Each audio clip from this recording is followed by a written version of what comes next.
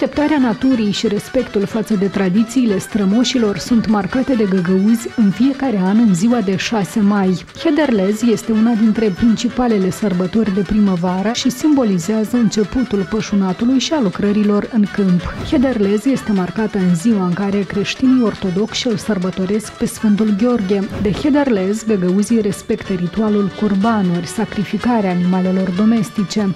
Его готовить надо или всем селом, или всей улицей, или собираются 2-3 семьи, готовят вместе.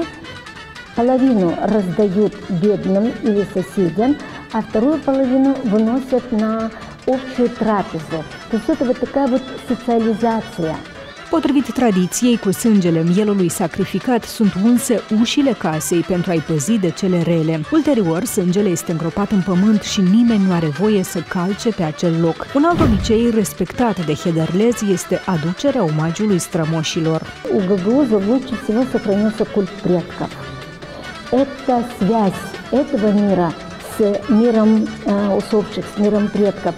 Astăzi, de Hederlez se organizează festivaluri și evenimente culturale, precum renumitele curse de cai din Ceadărlunga, o adevărată atracție turistică.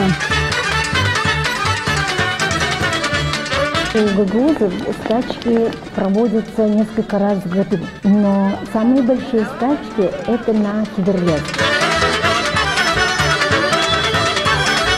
Sărbătoarea Hederlez reprezintă identitatea găgăuzilor, deoarece combină elementele ortodoxiei și tradiția pastorală străveche.